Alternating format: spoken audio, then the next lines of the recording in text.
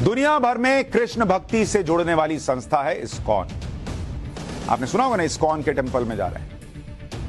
पश्चिम बंगाल के नदिया जिले के मायापुर में दुनिया का सबसे बड़ा वैदिक मंदिर का निर्माण इस्कॉन करवा रहा है।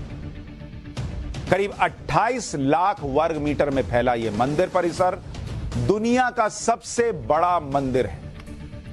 इसकी तस्वीरें आप देखिए, इसके एक एक डिटेल आपको बताऊंगा, लेकिन इतना बड़ा मंदिर, वैदिक मंदिर दुनिया में नहीं है। और इसकी तस्वीरें आप देखते जाएंगे तो हैरान रह जाएंगे।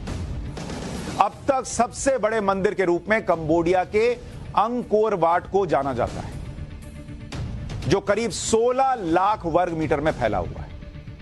यह मंदिर जिसको आपको दिखा रहा हूं, यह बंगाल में अगले साल 2024 में बनकर तैयार हो जाएगा। इसका निर्माण साल 2009 में, यानी ये अंकोर वाट का दिखा रहा हूं, जो अभी तक सबसे बड़ा था। अब उससे भी बड़ा वैदिक मंदिर जो है वो भारत में बंगाल में बन रहा है। और इस मंदिर की आप भव्यता सोचिए कि 2009 से पिछले 14 साल से इसका निर्माण चल रहा है। वैदिक मंदिर की विशालता का अंदाजा आप इस बात से भी लगा सकते हैं कि इसकी नींव करीब 100 फीट गहरी है, यानी जमीन में 10 मंजिला इमारत के बराबर नीचे इसकी नींव गई हुई है। मंदिर का निर्माण पूरा होने के बाद एक साथ 10,000 लोग भगवान कृष्ण के दर्शन कर सकेंगे, जबकि मंदिर परिसर में करीब 1 लाख लोग आराम से घूम सकते हैं। इतना बड़ा मंदिर बन रहा है। इस मंदिर की लागत करीब 1,000 करोड़ रुपए आएगी। और सबसे बड़ी बात यह कि मंदिर भारत की आध्यात्मिक, सांस्कृतिक और ब्रह्मांड के वैदिक मॉडल का सबसे बड़ा केंद्र होगा। इसके बारे में आपको आगे बताऊंगा, लेकिन उससे पहले इस मंदिर की भव्यता और विशालता के बारे में आपको बता देता हूं। इसके लिए इस मंदिर की तुलना दुनिया के दूसरे पवित्र स्थान और ऐतिहासिक इमारतों से एक बार करके आपको बताता हूं, जिससे आपको पता चलेगा कि कितना बड़ा यह मंदिर है। धर्म से जुड़ी विशाल इमारतों की लिस्ट में एक नाम आता है हागिया सोफिया मस्जिद का, जिसे आया सोफिया मस्जिद भी कहते हैं। यह मस्जिद तुर्की के इस्तांबुल शहर में है और इसकी कुल ऊंचाई 55 मीटर और चौड़ाई 5,997 वर्ग मीटर है। दूसरी इमारत है अपने देश में आगरा में जो ताजमहल है। इसकी ऊंचाई 73 मीटर है, चौड़ाई 32,892 वर्ग मीटर। तीसरे नंबर पर लंदन की सेंट पॉल कैथेड्रल चर्च है। इसकी ऊंचाई 111 मीटर है और चौड़ाई 11,838 वर्ग मीटर है।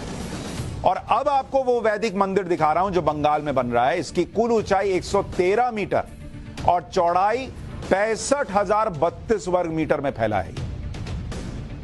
अगले साल से इस मंदिर की पहचान दुनिया के सबसे बड़े मंदिर के तौर पर हुई, जहां दुनिया भर के किसी भी जाति, धर्म और संप्रदाय के लोग आ सकेंगे। और भारत की पौराणिक काल से चली आ रही ब्रह्मांड के वैदिक मॉडल को आप यहां पर समझ पाएंगे। इस मंदिर का सबसे बड़ा आकर्षण का केंद्र इसके 3 शिखर है। इसलिए पहले आपको इन विशाल शिखर के बारे में बता देता हूं। जो बीच में आप हिस्सा देख रहे हैं, यह मुख्य शिखर है, वैदिक ब्रह्मांडीय झूमर। इसके बारे में आपको आगे बताऊंगा। दूसरा शिखर जो देख रहे हैं वो वेस्ट विंग है, भगवान विष्णु के अवतार भगवान नरसिंह देव का मंदिर। और तीसरा शिखर ईस्ट विंग के नीचे वैदिक तारामंडल बनाया जाएगा। जिस तरह आप स्पेस के बारे में जानने के लिए प्लेनेटेरियम में जाते हैं, ग्रह नक्षत्र दिखते हैं, ठीक उसी तरह आप वैदिक प्लेनेटेरियम में सनातन धर्म के बारे में जान पाएंगे। सभी लोक के वर्चुअल दर्शन कर सकेंगे, उसके बारे में समझ सकेंगे। और इन शिखरों पर आप देखिएगा सोने की परत चढ़ाई गई। 350 फीट ऊंचे इस मंदिर के शिखर तक पहुंचने के लिए 14 लिफ्ट लगाई गई है। 14 लिफ्ट। सोचिए कितना बड़ा मंदिर है ये। पहले आपको वैदिक झूमर का एक एनिमेशन वीडियो दिखाता हूं, जिसमें इस सृष्टि के निर्माण को लेकर बहुत सारी जानकारी दी जाएगी। यहां आकर ये समझ सकेंगे कि ये दुनिया किसने, कब और क्यों बनाई, दुनिया बनाने के पीछे का उद्देश्य क्या है। यह एनिमेशन वीडियो है जो वहां लोगों को दिखाया जाएगा। इस बात को वैदिक झूमर में दर्शाया जाएगा, इसलिए इस मंदिर को दुनिया का वैदिक मंदिर कहा जा रहा है। आमतौर पर यह बताया जाता है कि करोड़ों अरबों साल पहले खगोलीय घटना से ब्रह्मांड और पृथ्वी जैसे दूसरे ग्रहों की उत्पत्ति हुई, लेकिन सनातन धर्म और शास्त्रों के अनुसार इसके पीछे पूरा विज्ञान है, जिसके बारे में बहुत पहले वेदों में लिखा जा चुका है। लेकिन मॉडर्न युग के चक्कर में इस ज्ञान से दूरी बढ़ती चली गई, इसलिए आज इस बात को भी आपको समझना चाहिए। ऋग्वेद में एक श्लोक है, सप्त दिशो नाना सूर्या देवा आदित्य ये सप्त, यानी इसमें कहा गया है कि सप्त दिशो नाना सूर्या, यानी सूर्य अनेक है। यहां सप्त दिशों का मतलब है 7 सौर मंडल। लेकिन विज्ञान ने अभी तक एक ही सौर मंडल को ठीक से खोजा है और दूसरे सौर मंडल की खोज चल रही है, जबकि ऋग्वेद में 7 सौर मंडल का भी जिक्र है और कई और सूर्य है इसका भी जिक्र है। एक और श्लोक आपको ऋग्वेद से लिया गया, वो दिखाता हूं। शकमयम धूमम अराद अपश्यम विषुवता पर एनावरेण, यानी सूर्य के चारों और तरफ और दूर दूर तक शक्तिशाली गैस फैली हुई है। यहां गैस के लिए धूम शब्द का प्रयोग किया गया। सूर्य के चारों तरफ गैस है, इसकी पुष्टि सही तरह से 19वीं सदी में हो पाई थी, जबकि ऋग्वेद में यह कब का लिखा हुआ है। अथर्ववेद में कहा गया था कि सूर्य का प्रकाश दिखाई देने वाले और ना दिखाई देने वाले सभी प्रकार के प्रदूषित जीवाणुओं और रोगाणुओं को नष्ट करने की क्षमता रखता है। यह अथर्ववेद में लिखा है।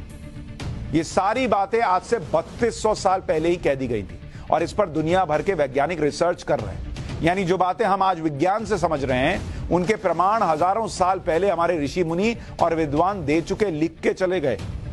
और यही वजह है कि इस मंदिर के भक्तों में एक बड़ी संख्या विदेशी लोगों की होगी, जो इन बातों पर पूरी तरह यकीन करते हैं कि हमारी सनातन परंपरा और शास्त्रों में जानकारी का भंडार छिपा हुआ है। आज आपको इस मंदिर के चेयरमैन से भी मिलाना चाहता हूं, जिन्होंने इस मंदिर को 250 करोड़ रुपए दान दिए। इनका नाम है अम्बरीश दास। यह नाम इन्होंने इस्कॉन से जुड़ने के बाद रखा। इनका पुराना नाम क्या पता है? Alfred Ford. हमारे यहां मंदिर की बात करने वाले को बड़े हीन भाव से देखते हैं। अच्छा, ये तो एक्सट्रीम हिंदुइज्म की बात कर रहा है। वहां अल्फ्रेड फोर्ड जो है वो 250 करोड़ भी दे रहे हैं और इन्होंने अपना नाम भी अम्बरीश दास कर लिया। ये अमेरिका की मशहूर कार कंपनी फोर्ड के मालिक है भाई, वही फोर्ड कंपनी जिसकी कार आप चलाते हैं। अमेरिका के प्रसिद्ध उद्योगपति हेनरी फोर्ड के पोते हैं।